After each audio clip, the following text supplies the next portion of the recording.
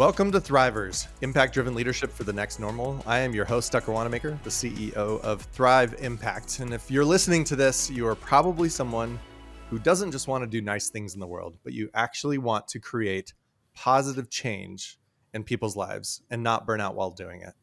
Well, how do you do that? Well, that's our mission, is really to redefine what normal is for workplace leadership, to be about co-creating impact from the inside out. We believe and know that burnout is the enemy of creating positive change. And we want to connect you with impact-driven leaders and ideas so that you can learn to thrive in today's landscape. I'm joined, as usual, by my co-host, Sarah Fanslow, our Chief of Impact. Sarah, it is so nice to be here with you today. It's good to be here. I'm appreciating your new microphone, by the way. Thanks for, I know you're upgrading your system. Fancy. Well, and today we have a guest that I have been looking forward to having on this podcast. He is an individual that we have been working with for quite some time. But let me just go ahead and introduce him real quick. He is the president and CEO of the Rochester Area Community Foundation. His name is Simeon Banister. And Simeon, before I invite you to share a little bit about yourself and the Community Foundation, one thing I just want to appreciate who you are as a leader. And I know we've had some coaching times before, and we've done a lot of work together as organizations. And the way that you so thoughtfully lean into vulnerability as yourself, and the way that you are sharing where you're learning and share where you've made mistakes, just the way that you have leaned in, so you just go for it. You've leaned into that space. I never feel like there's any kind of like protection of oneself. You just are leaning into this being, this learning and vulnerability. And it has just been really inspiring for me to watch as somebody who has stepped into this role a little over a year ago. And so Simeon Banister, Simeon, it's great to have you on this podcast and be interviewing you today. Well, I am so grateful to be here. And I think that description is an apt one. We can't learn if we don't lean in. And I want to thank you guys for really working with us to kind of cultivate that kind of environment and to build the kind of trust, because that's certainly a prerequisite for that kind of vulnerability. And it's making a big difference. And I'm glad to be here to talk to you guys about it. Oh, that's awesome. Well, Simeon, I think our sort of organizing question for this podcast today is really speaking to community foundation CEOs. And there are a lot of community foundations that are out there in the country.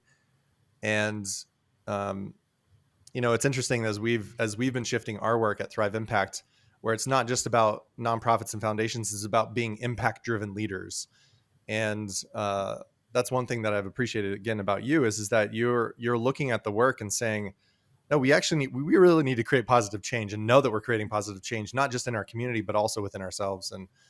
And so I'm using this distinction of how do impact-driven community foundation CEOs, which is of course a juxtaposition to, there are probably some community foundation CEOs who are frankly not impact-driven. Like they maybe not want to measure their impact, and they're a little bit more about potentially egos or just staying comfortable, maybe just to keep it a little bit nicer, but really focusing in on this impact-driven nature of leadership right now.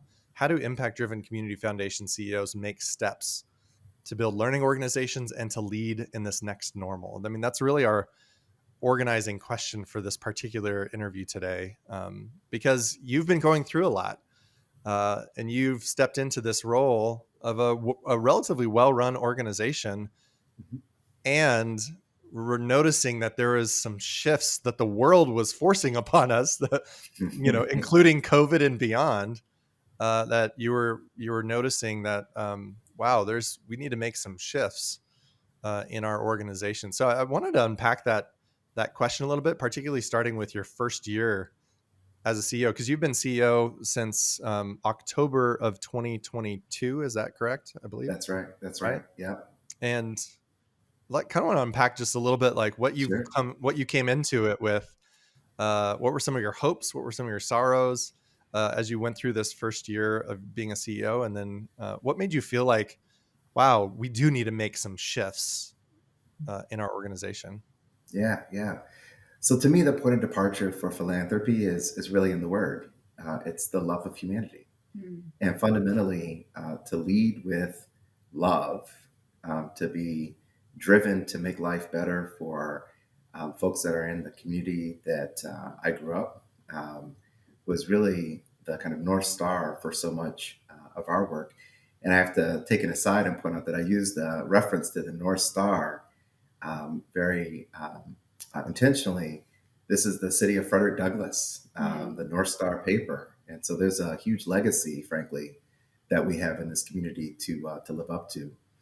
And so in that regard, coming into the community foundation, I'd been here for a while. I kind of started as a program officer, working on what we described as our equity portfolio.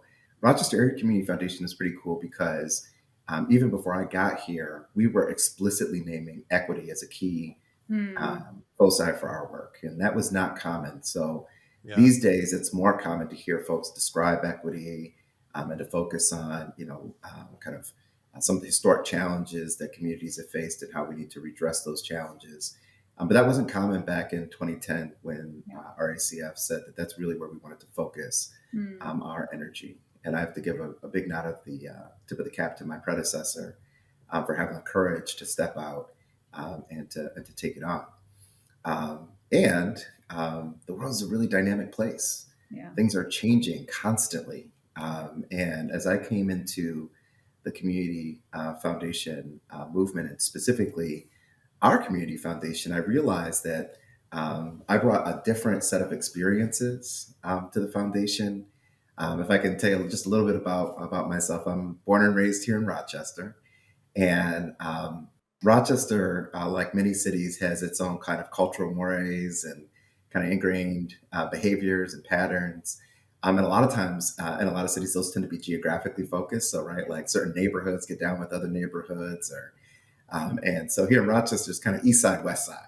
It's kind of like a big part of what it means to be. And if you're from Rochester, you know what that means. If you're an east sider, particularly from the part of Rochester that is the African American community, you kind of know what it means to be from the east side or to be from the west side. So I had this really unique experience because I grew up living on the east side. That's where I laid my head at night.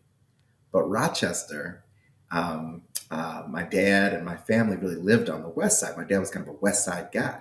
And so I ended up with this kind of interstitial experience, kind of crossing back and forth and in between east side and west side. Rochester is also a city that deals with very thick segregation from an economic perspective. And that also, by the way, of course, registers in terms of race. So, folks that are doing well, generally in the suburbs, folks that are not doing well, generally in the city. Again, in this experience that I had growing up, we could traverse these boundaries, right? Sometimes in the city, sometimes in the burbs. My dad was a manager for Xerox. My mom was an educator. And what that all left for me was this ability to cross some of the boundaries that were typically things that kept us separated and apart in Rochester. And so coming to the foundation, that was my experience that I brought to this building, was kind of a deeper understanding, I think, of what was happening on the ground, being from Rochester, but an ability to articulate some of those challenges in places where that was not usual and uncommon to hear that voice. And that's really been a real blessing. So that was a lot of my aspirations, was to do that work more effectively. We thought about the kind of the nature of the foundation, an endowment focused organization. Okay, that big old endowment, what are you going to do with it? Right? We decided that we wanted to use it because there were some obligations that we had. And some of those obligations included being the community's translator. Well, and as you really became, the president and CEO, I'm curious, what were your original hopes? And then as you went through your first year, what were some of your, I mean, maybe sorrows is strong, but I'm curious, what were the hopes that you originally stepped into it with, and then some of the sorrows or maybe even the shifts that you made as you're like, oh, this is what I'm dealing with. Oh, this is me being a president and CEO.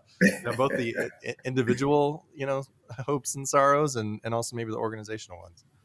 All right. So, I had been here at the foundation for like 5 years before becoming CEO.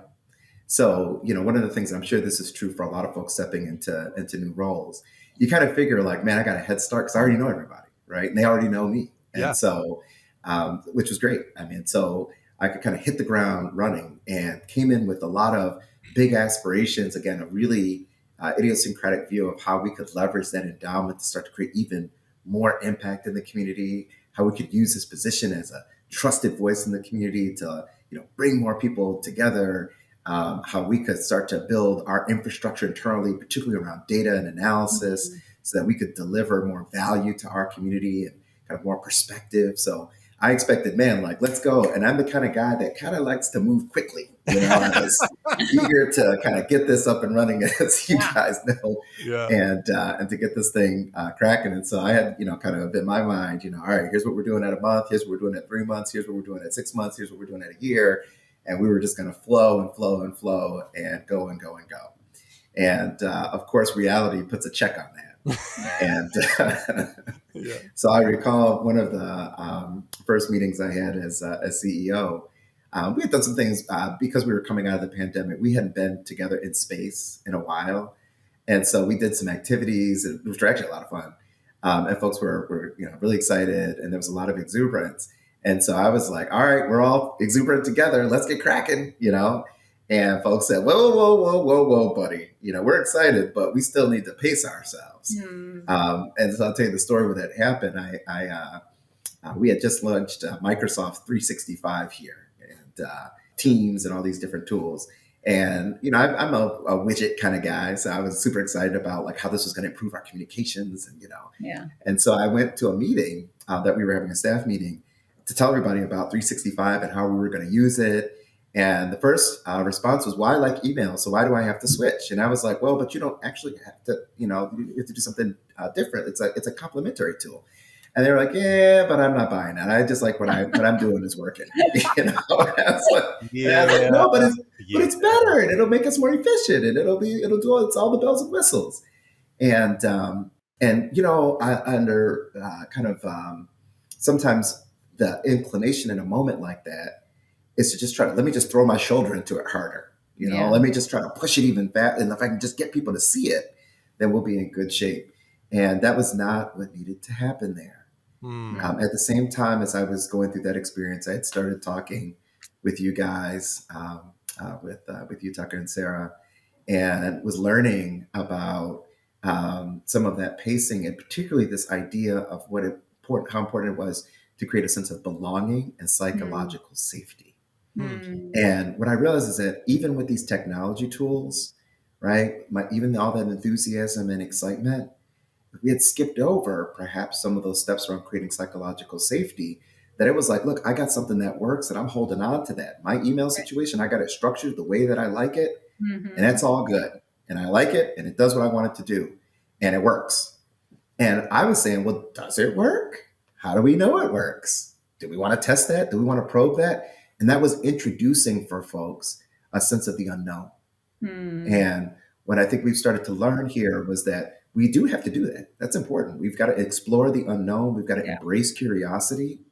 But as a prerequisite to that, we've really got to think through how we set the culture so that the room is there for trial and error. And I've learned a lot from you guys about that. Well, I'm curious, Simeon, on that piece. You have a relatively large number of staff, I think close to 40. Is that right? Something like that? A little over now. Yeah. Over 40 now. So I'm curious about, what are some ways that you have built that psychological safety? And then to put that question back on you, how do you know you built it? Right? Like, what are the ways that you're measuring that within your own organization? I'm curious. Yeah. Well, Sarah, I'm so glad that you asked that question, particularly around this idea of measurement, because it is so critical and so important. And it's another space for innovation and another space for curiosity, because there's some elements that are very easy to kind of put your finger on. And, we've tried to do some survey work and that kind of thing, which has been really helpful. But some of it, I wouldn't describe it necessarily as just kind of like visceral or gut instinct, but some of it is being observant and in some sense in your own head, kind of quantifying the experiences that you're having with folks as you're watching them start to come out of, some of the kind of the psychological crevices that we Yeah. all build for ourselves to try to hide out when we feel like change is afoot. And so just in terms of some of the tactical things that, frankly, we learned from you guys that really helped us to make some progress. Number one was embracing a spirit of appreciative inquiry. Here we asked a lot of times questions that we would ask would kind of have a little bit of extra meaning to them at times. Say it that way, hopefully diplomatically. And frankly, there was at times a little bit of the kind of gotcha sensibility, Yeah. and that's really challenging to encourage folks to, try new things if they feel like, well, if I make a mistake, someone's standing there ready to get me, Right. Yeah. Yeah. And frankly, in some cases, that wasn't really a malicious part of the culture. Interestingly, it wasn't like, we were just sitting here sharpening knives, ready to take everybody down. Yeah. But it had become part of this perception of the need for perfection, right? Yes. That as an organization like ours, we got to be perfect. We've got to, cross every T. We've got to dot every I, because that's what the donors expect from us. Right. They expect perfection. But funny enough, in a lot of ways, we hadn't really tested whether that was even the expectation. Like, we presumed that it was the expectation that if we did anything wrong, everyone would take their money out and run away from the foundation. When in fact, I think what we've come to learn over this year is that people actually really appreciate when we try new things. They appreciate our innovation. They appreciate when they're coming to our events and they feel more authentic and not perfect, but real, Yes. And so if I would say anything to folks that are listening as CEOs, we sometimes dance on this knife's edge of trying to make sure that, everything is, together. And that's what we even try to articulate to our boards. It's kind of like that meme where the fire is going and there's the little dog and he's like, there's nothing to see here. It's all good. It's all good. It's like, actually, I can use some water, Yeah. And even when it's not necessarily a fire, there's still room to say, like, we're learning and we're growing together. And that's been really critical for our team. I'll tell you one other just quick story that was really helpful. I'm the kind of guy, when I was a kid, I had a job, and one of my first jobs, and I remember saying to my mom that I didn't like the job. I said, "Ma, this job, it's not fun, and I don't really like it." And my mom said to me, as a mother would do, trying to equip her child to go out into this world of work, she said, "Simeon, jobs aren't about liking, jobs are about working, and work works." Yeah. And so that was really, the work works, so that defined my career for, the first, good chunk of it was just running through walls, working, doesn't matter how it feels, doesn't matter whether you like it or not. You just got to get the job done. And a couple of years back, I realized that wasn't, it was good advice actually for a young person starting out, and that kind of thing. But maybe that advice was missing a dimension of the humanity that we need to be able to bring to our work. And so, one of the things that we've really tried to embrace is more of that humanity. So I said to our team, I said, guys, it's at a staff meeting. I said, I want everybody to, be clear. We got to take vacation, take your time to recharge. And that's important. So I said that. And then a couple of meetings later, I had noticed that people weren't really, doing that. And so I said to everybody again, we got to do our work. And, and I kind of casually mentioned, I wasn't really making a point with this, but I mentioned that I was going to be going on vacation, the next week to go and do my thing or whatever. And a bunch of people came up to me after the meeting and they were like, listen, when you were saying go on vacation, that didn't really mean that much. But when we saw you do it yourself, that was really what we needed in our culture. We needed you to model that, to show your own willingness to take a break and to catch yourself. And that's really become definitional for a lot of my leadership, is trying to be as honest and authentic as possible so that people feel like they can do the same. And in so doing, it's unlocked a whole range of possibilities for us. Yeah, you can't just say you're going to do it differently. You have to do it differently and let people watch. Yeah. That's exactly right. Yeah. That's exactly right. Otherwise, they don't believe you. It's like, because we live in a culture where, there is so much, deviation between what people say and what they do, and so, as they say, the old aphorism, actions speak louder than words. That's right. Yeah. Well, and in this making of this shift that you've been going through and that your organization's going through, I want to speak a little bit into that experience that we all had where we brought the whole organization together. It was the first Yeah, time I think it was ever that the whole board and the whole staff was all in one big room together. that's right. And however long, the community foundation's been around for many, many years, many decades. And to your point of not wanting it more perfect, people want it more real. Uh, Tell me about what that experience was like, because that takes courage. I mean, Yeah, that takes some, like, which courage means that there's vulnerability. It's like, we've never done this before. What are they going to think about it? And one of the things that your whole, especially your main leadership team, brought forward were some reflections on the previous year of 2023 and around sorrows, shifts, and celebrations. hmm, There were things that had sorrows and disappointments around, just in and of themselves, right? The shifts that yeah, they made around where they realized they'd learned something, and because of that learning, they made a shift accordingly. And then things that they did want to celebrate. But I remember the feeling of some of that, and I mean, it was close. I was like, it's like everybody's right. nervous system was a little bit going in overdrive, And so I just I want to hear your side of that story of, like, what did you notice, like, how you needed to lean into this more real approach. How did you do that and ultimately help the staff to get to that place to where they shared some of these with the whole board, which was unheard of before? Yeah, so this organization is now 52 years old, and in some sense, I saw a little quote the other day that said that old is the new, right? And and Always. so we were, when we were really, really small. I imagine that there were times when, we've got two people that were working at the foundation and we were just getting started. Everybody was in the same room together Right. because they had to be, because there was nobody, no place else to go.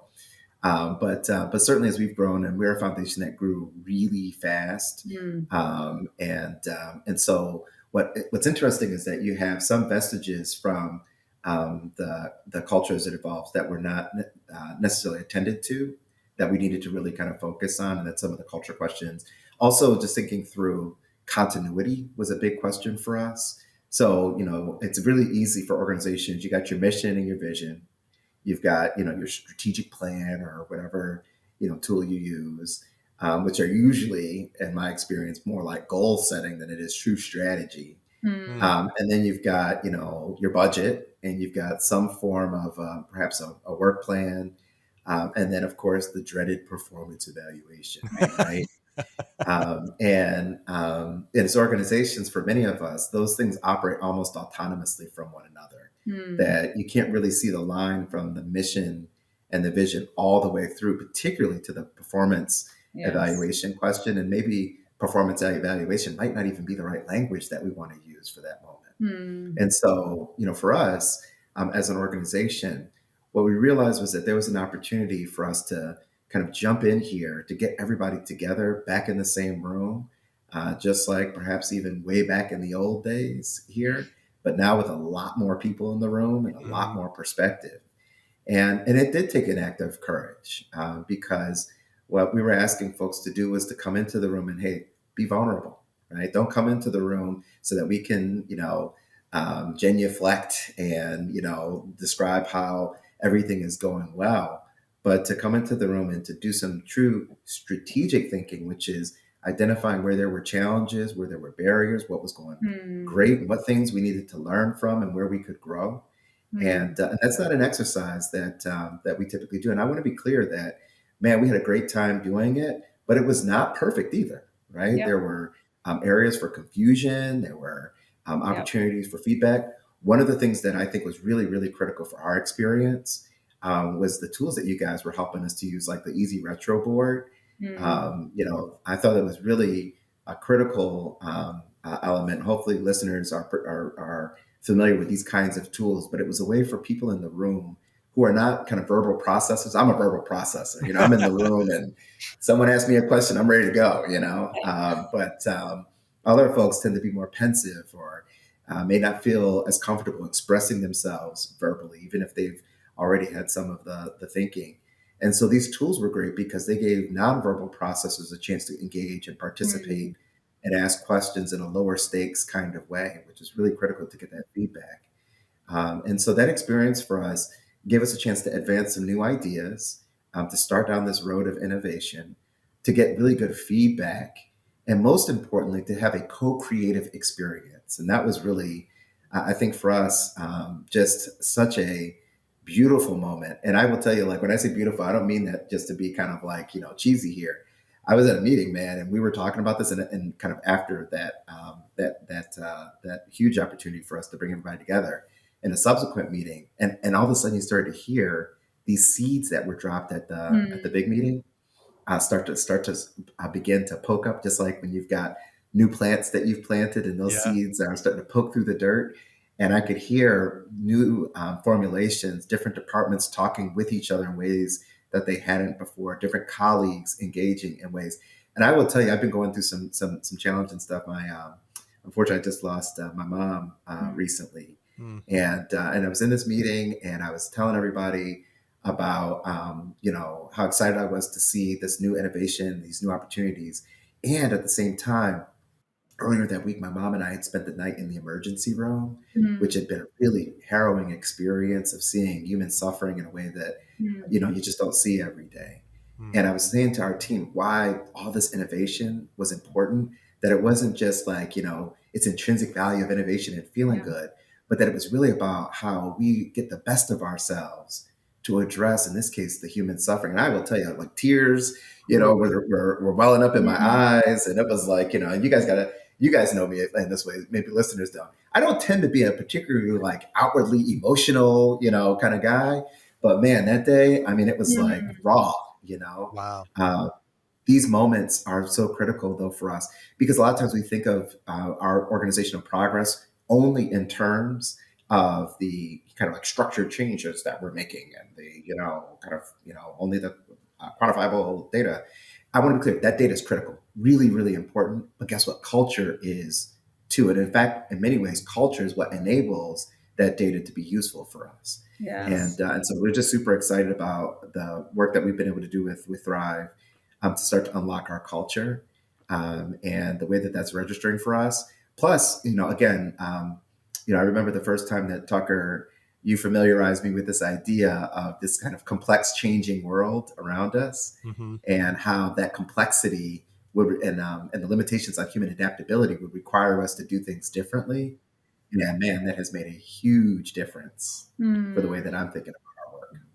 Well, and I have to give some just props to you and your team sitting in some of these meetings, taking, the innovations down into work plans, and in particular, some of your senior leaders. Honestly, I've just been bowled away by, a staff member might say to them, "Well, I'm not sure about that goal. I'm nervous about being able to meet that. That feels like a stretch." And your leaders are saying, but what if we try? And like, what if, it's okay if we don't meet it, and just some of that willingness to learn and to try and to swing for the fences and say, we're swinging right now, That's right? right. And we may get it over the fence and we may fall a little short. And either way, that's okay, right? As That's long right. as we're learning together. And so I just want to, I've been in these meetings and I thought, man, there's some awesome leaders y'all have, including yourself, but these senior leaders who are standing up and saying, let's do new things and swing for the fences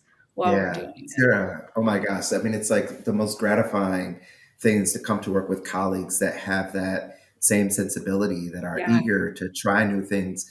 And I'll tell you the thing that's been even more exciting is watching some of my colleagues who before didn't feel that sense of, Yes. kind of openness and that sense of curiosity, that sense of, willingness to try and see what happens, Yes. start to embrace it. And at the same time, I also want to be clear, and this is one of the things I loved about working with you guys, at Thrive. It's also not cavalier, right? It's also not like, hey, let's just see what happens, and we'll just see what No. happens, right? It's not Yeah. unintentional. It's not, we're having the opportunity to be really planful and really intentional Mm. about how we cultivate the space. And Yes. so before we got to that big meeting, We had sessions with our staff, we had sessions with the board that were kind of preparatory, so that by the time we got to the meeting that brought everybody in the room together, we had already deposited some of the skills that were going to be Mm, necessary to make that an effective session. And mm, so I think that that's just really critical, because a lot of times, we could have bowled our way into, let's start with a new strategic plan. But if we hadn't developed some of those preliminary skills, it would not have been useful for us. Yeah. And so I'm really grateful for the curated process. I believe you guys, we use the term choreographed yeah. process at times, that allows us, choreography is funny because, some might say, oh, does that feel inauthentic? But, the thing about Mm, choreography is all it does is it gives you the structure. If anybody's yes. ever tangoed before, you still got to Right. move your body and do your thing, but in that structure. And that's been really helpful Mm, for us.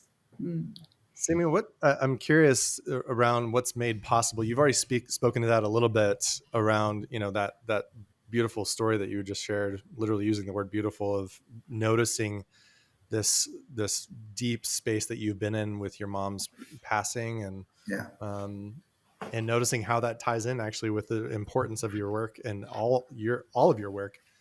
But when you talked about your first year as a CEO, you were like coming in, right? You had this urgency and like, let's move.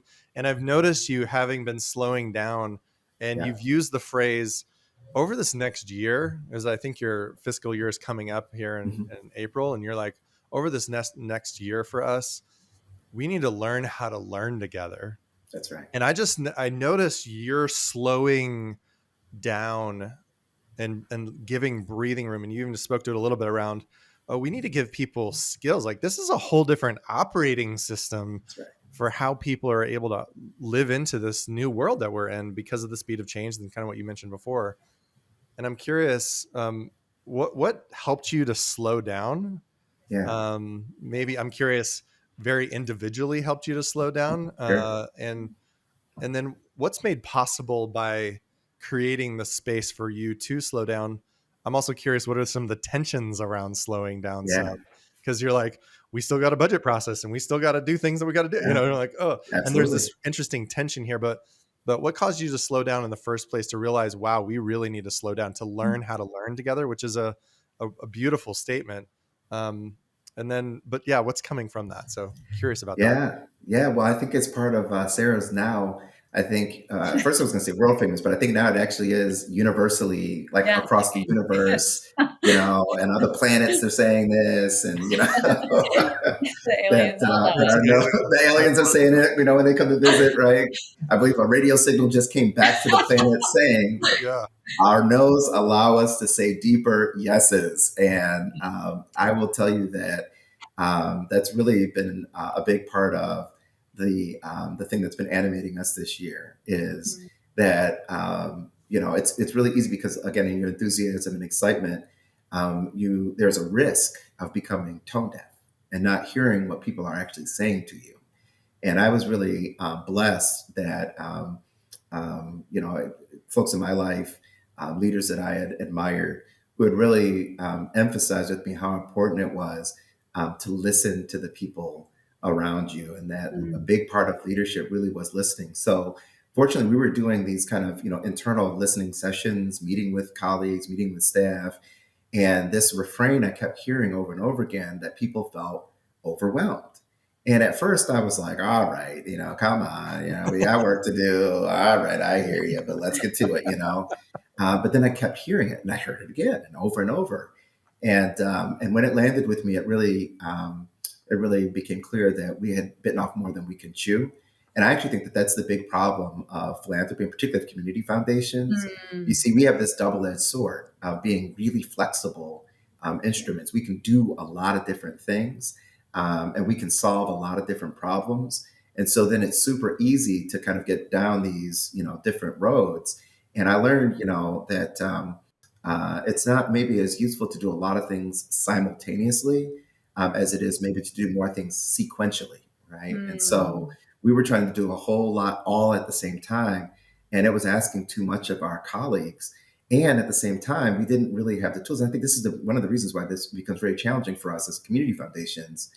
because again, we're flexible, we can do a lot of things. And if we're not really clear about our values and what we're trying to accomplish, then you don't have the basis to say no, right? Yes. Because how do you say no Just a whole between bunch of yes. making sure, yeah, it's all yeses, man. It's like, how are you going to say no between making sure that you've got, good after school programming for young people, and you're making sure that seniors have places Right. that are comfortable for them to age in place, Yeah. and you're making sure that your education system is well structured, and you're making sure that healthcare is being provided in an equitable way, and you're Mm. making sure that the relationships for civic infrastructure in your community are robust and grow, and you're making right. All of a sudden, it's like you've got this menu of options, and if you're not clear about what the threshing floor is to make some of those decisions, you end up doing all of them pretty poorly.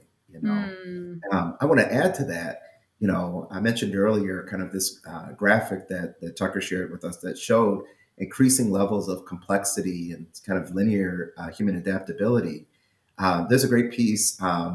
There's a real kind of great thinker, Lucy Bernholtz, in our field, Mm. who has annually written these blueprints and really trying to kind of articulate what the future holds, almost like a futurist sensibility. And Mm. she has a chapter in her most recent blueprint titled Making Sense and Uncertainty. And she goes through and really describes how, the infrastructure that we've come to rely on in a lot of ways has become outmoded in our communities Mm. from a societal perspective, right?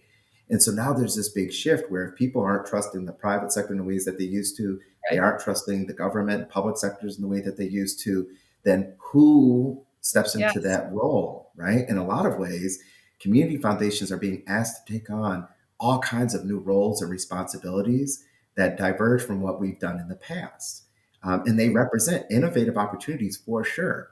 But to engage them, ironically, we actually do need to slow down and make Yes. clear choices and to try to, as best as we can, to appreciate the implications of those choices. But in a complex world, you can't anticipate everything. You Yeah. just can't. It's just not Right. possible, right? It's just too dynamic.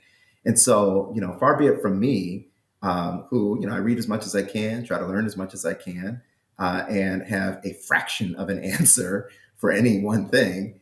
At best, that model is limited. At worst, it can actually do damage where I'm responsible for making all the decisions and telling everybody Right. what to do and being the CEO and that kind of stuff. And so it's so much more healthy for us. And frankly, it like lets me sleep a lot better at night to engage with lots more people to try to convene the discourse so that we are Mm. more generative, and that we allow for resonance to emerge, Mm. where you start to hear the same kinds of questions, people thinking the same kinds of ways, and those become interesting areas for us to explore more deeply. And that's this kind of cadence of learning that we're trying to Yes. embrace. And it's been so far, these last few months, it's been a lot of fun, if nothing else. And we think that our work, the quality of our work, is getting a lot better too. Mm. I was just going to say, I think you do have you are in a particularly challenging spot as community foundations because you have a lot of resources, right? And you're not always the one. I know you all do some kind of direct work, but for the most part, you're working through and with other people to make community change, right? That's Which right. means that measurement of success and the what are we ultimately working towards, it's hard.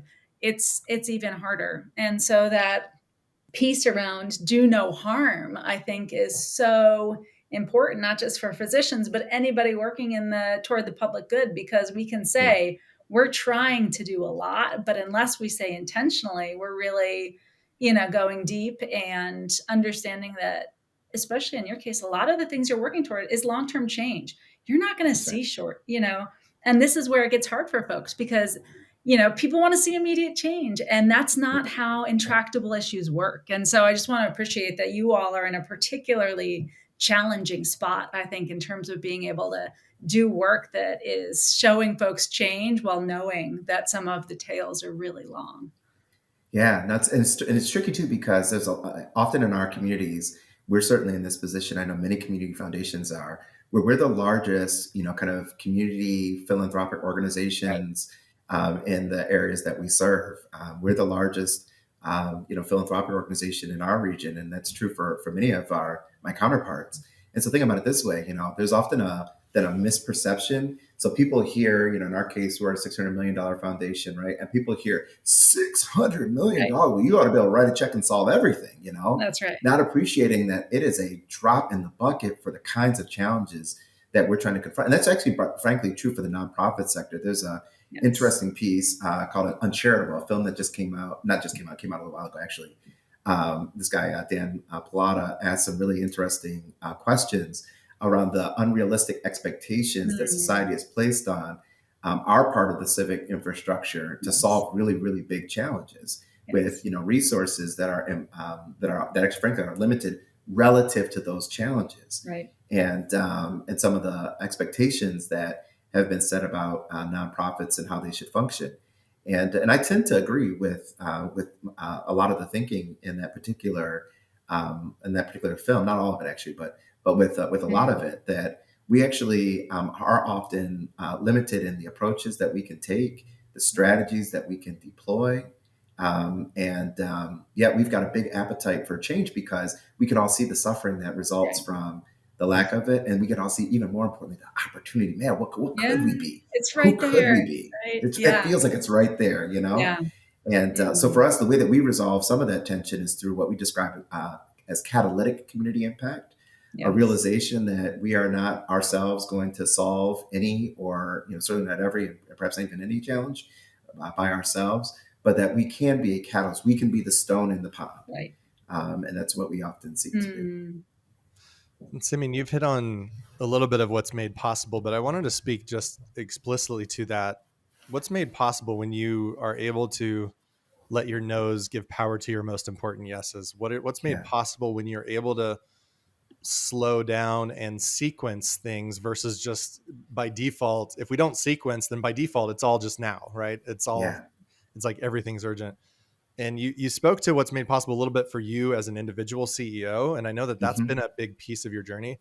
But I'm curious what's made possible for you as a CEO. Like, as you said, I'm able to sleep better at night, but I want you to unpack that a little bit more of what you've been able to let go of and what's been made possible for you as a human being who is a CEO of an organization, and ultimately what's made possible for the organization itself if you're able to lean into these types of approaches. Yeah. All right. So there's levels to this thing, right? So, we can speak certainly on an individual basis. I do frankly sleep better at night. I mean, one of the, a little bit of the angst that I had before I was in this role, I ran our community programs department, mostly responsible for the community leadership and the grant making of the community foundation. And frankly, at times it felt like picking winners and losers. I mean, just to be perfectly candid. And what's fascinating is that in the field right now, the pendulum has kind of swung to what folks have come to describe as trust-based philanthropy. I haven't frankly seen a really good definition of trust-based philanthropy, but what I often hear it described as is, just give out the money and let it go. And I think that is an abdication of the responsibility that we actually do have to be good partners, to create synergies, to connect folks, to give insights. Our job is not just to write a check and hope that it works out. I think our job is to bring value to that process. And so, for us, in order to be able to deliver that kind of value, if we've spread ourselves too thin, we don't actually have the capacity to do that well. Yeah. And so the next level, from an organizational level for us, we believe that by honing in and focusing, we actually have the chance to deliver more for the partners that we're working with. And what's pretty cool about that too is that in Rochester, and I think this is true in a lot of communities, but certainly it's true here, we actually have the capacity for a very complementary philanthropy. And so there are a number of, private foundations, corporate foundations. There are other public foundations with whom we work. And because we are modeling what it means to have the discipline to focus, that's certainly an example for our counterparts. And so then what that means for us is, for example, our focus on kind of systemic challenges blends really nicely with another organization in our community that focuses on direct service provision, right? While they are making sure that the food cupboards are stocked and ready for emergency circumstances, we are there trying to make sure that food deserts are ameliorated and that systemically we have a more effective food system. And so from an organizational perspective, we get just a lot of benefits by honing in and focusing. And then frankly, from a regional kind of community and even societal perspective, if you can blend all of these together, right, where there's that kind of clarity, then we have a chance to really engage in mutually reinforcing activities. Yes. That's really the premise of collective impact, as an example. And if we can create those mutually reinforcing activities because we are actually clear about where our values are and what we are delivering to our communities, then man, we can really start to make some meaningful headway on some of these big challenges. I love that. So often we see in our work this idea of folks just not really knowing their place in the unique place in the ecosystem, which That's right. means then they don't know others' unique place, which means then they're not working together. And what I just heard you say is that's exactly what you all are doing. What's our place? What's yours? How can we both know that in support of our shared objectives? Yeah. So Sarah, what that does then is it reduces competition, which Right. frankly, I actually don't believe, there are spaces for competition where it makes sense. Our space is not one of them, frankly. Nope. What we Yeah. need is cooperation. Yes. And because that kind of cooperation maximizes our limited resources. And I just want to say a word about this because I think it's really critical to make a distinction between absolute scarcity and relative scarcity, right? Mm. So, in the kind of absolute sense, is there so much air, so much water to go around? I suppose that's the Yes. case, and we've got to be, thoughtful about that. And certainly in climate change and other areas, that's an area that we're certainly focused. And at the same time, the questions of relational scarcity really Right. show up, right? Where do we want to drive resources? And there's been a lot of, I think, a lot of angst about our sector because the perception is that we are not efficient with resources, Mm. that money gets wasted in the Right. nonprofit community. And in fact, I actually find that not only is there a lot of efficiency, but the opportunity is even greater by braiding our efforts more Yes. intentionally, right? That's where we can actually relieve people of the sense that like money's being wasted because there's 5 organizations all doing the That's same right. thing, right? Yes. No, there's actually, we're doing it with different populations, we're doing it in Mm-hmm. different ways. And if we're intentional about demonstrating the complementarity there, that makes us a better place to invest Yes. resources. And that's a much better sell for folks Mm. to engage our sector. I love that. Simeon, just in closing, I wanted to bring forward some practical steps that CEOs can take. And I'd like to do it if we can around sort of these concentric circles that we've been talking about. Yeah, We talk about creating impact from the inside out. That's what I even led with at the very beginning.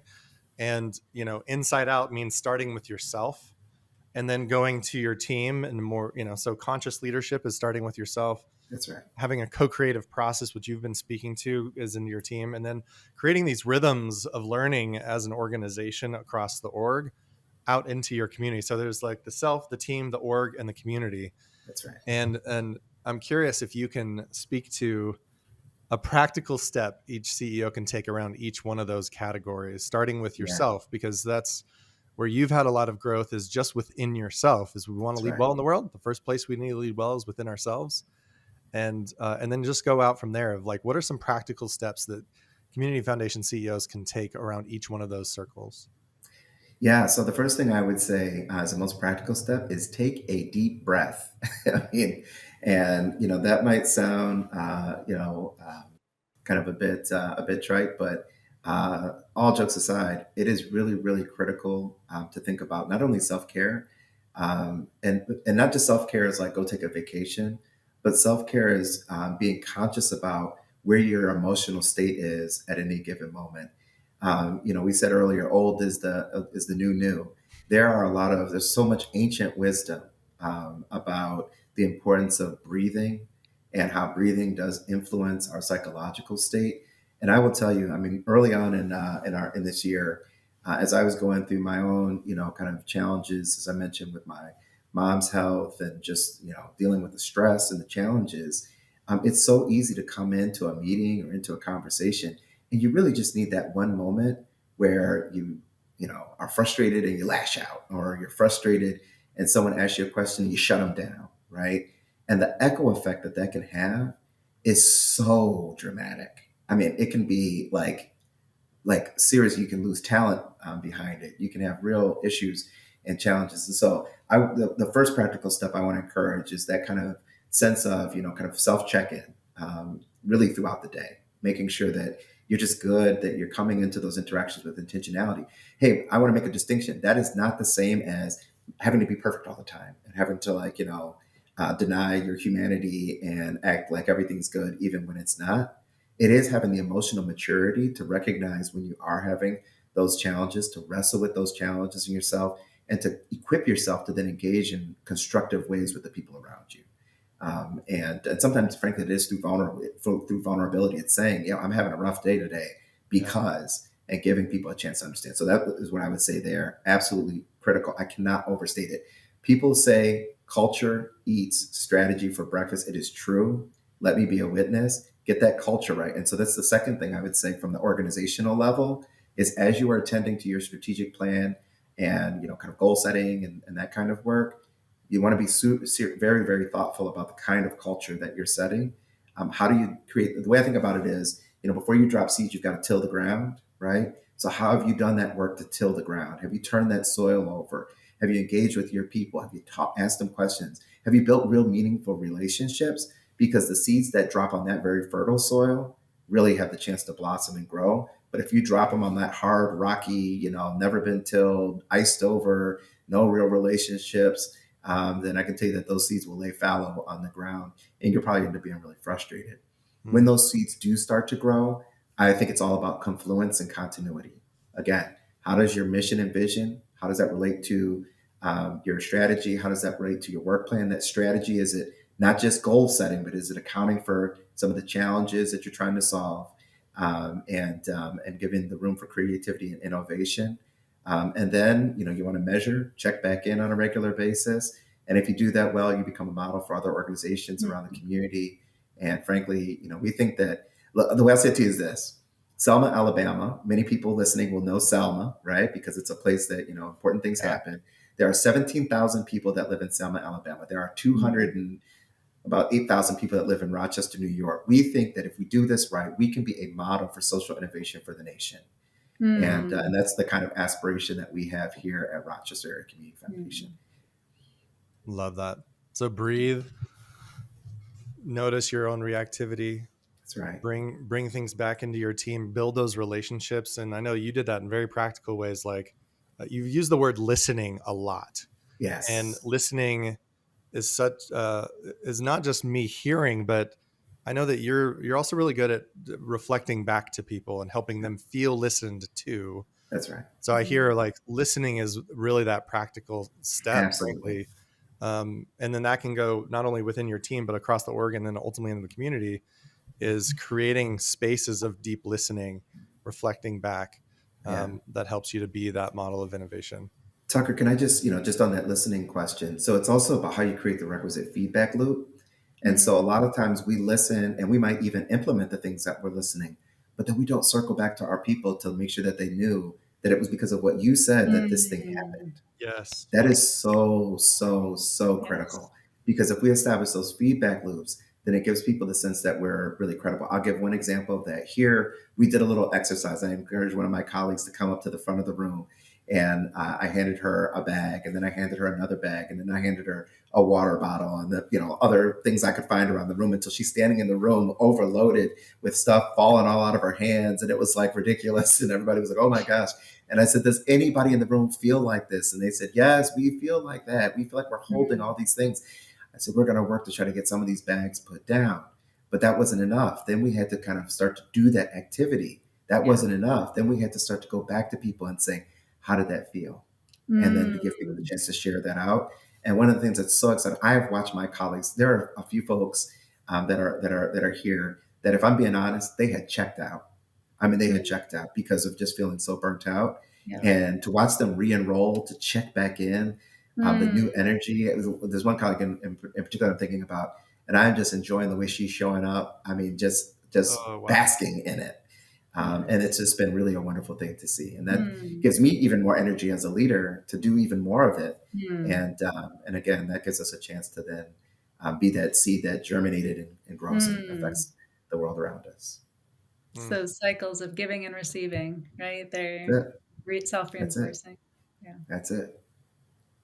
Well, Simeon, thank you so much. Thank you for being a leader who's leaning in, who's creating catalytic community impact, that you're not just trying to be a donor advised fund service provider like some community foundations have found themselves but you're really trying to do what the community foundation is here for, which is the community, and create that impact.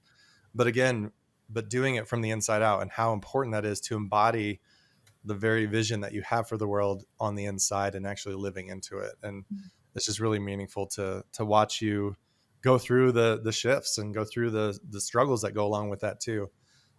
So thank you for just your presence, for your example in the world. And we're excited to continue on with more work. Well, you guys are some great Sherpas, and you've been taking us, up the mountain, as it were. And so I have as much gratitude for you guys and the work that you've done with us to unlock some of these opportunities. Awesome.